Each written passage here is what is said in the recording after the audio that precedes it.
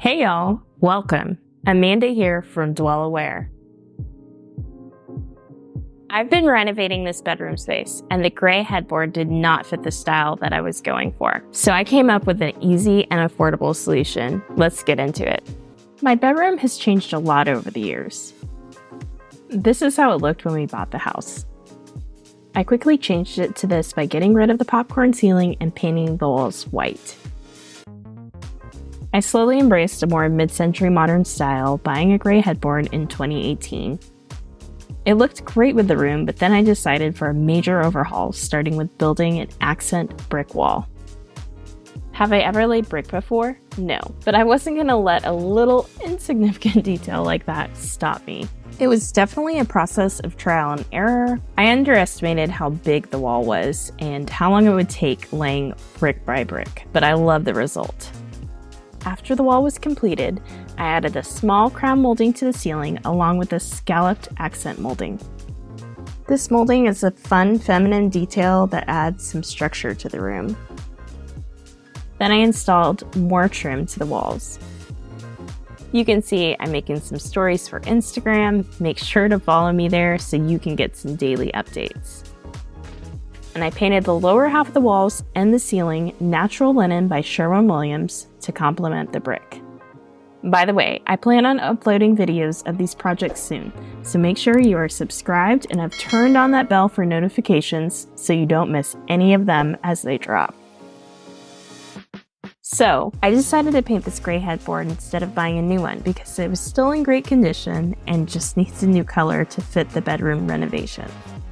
First, I used a spray bottle filled with water to dampen the upholstery. I then applied the first coat of the paint to the headboard. I used this light pink as a base. No need for fabric paint, and 1 pint was more than enough to cover it all. I sprayed more water as I went so that the fabric could easily soak up the paint in thin layers.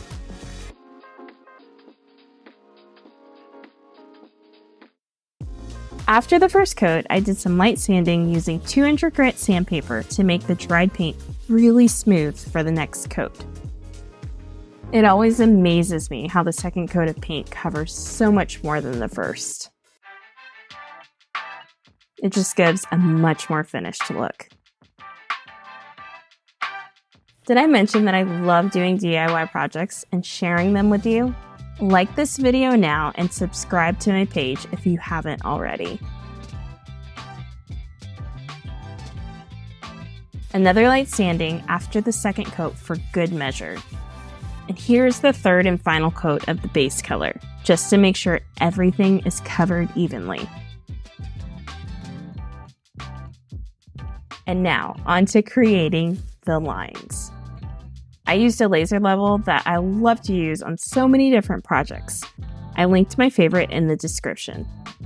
And I use that laser level to guide the first lines of tape so they are really nice and straight. This part can be kind of tedious, but you want to take it slowly so that you can get those lines looking sharp and even. For spacing between the lines, I made a little jig from painter's tape so that I could easily figure out the position for the next line. I had to make a decision when it came to the buttons. I knew that I would not be able to get a clean line across, then I was afraid that I might look weird as they went from straight to curved, so I decided to cover the entire button in one paint color.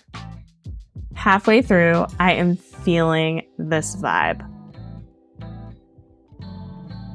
One line at a time, and I was able to finish this project, for the most part, in one day.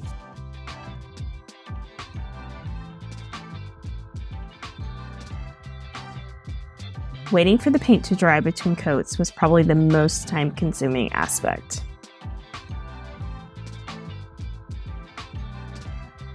Just a simple pencil to mark the lines where the next line needs to go made the part pretty easy.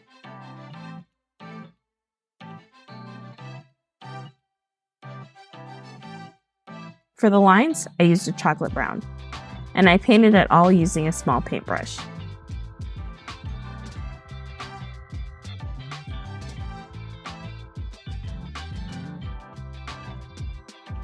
I just love how you can transform furniture and entire spaces simply using the power of paint. I apply a good coat of paint to cover all the lines, and then I sanded lightly using 220 grit sandpaper again.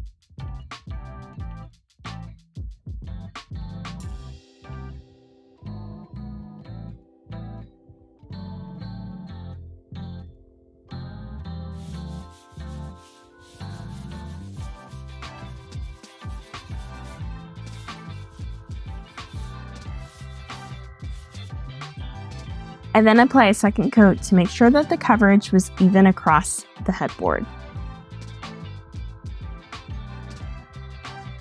And now for the moment of truth, pulling off the tape. I'm not gonna lie, I was a little scared that this was not going to work. But overall, I was very happy with how the lines turned out. And covering the buttons with one color was definitely the right decision.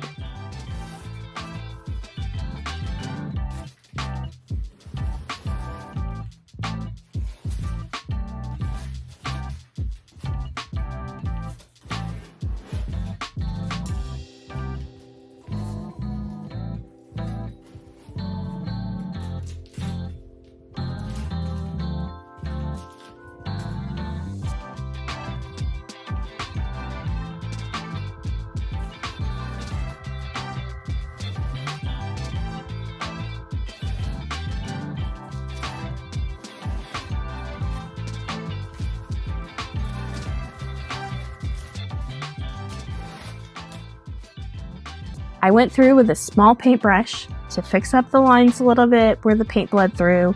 I think it's to be expected with the upholstery and how it moves.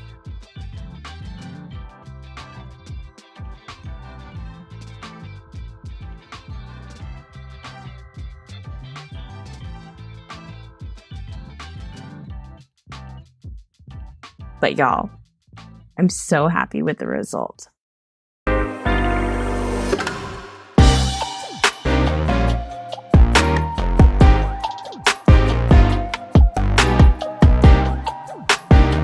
This was my first time doing something like this, painting upholstery, but I'm so happy with the result.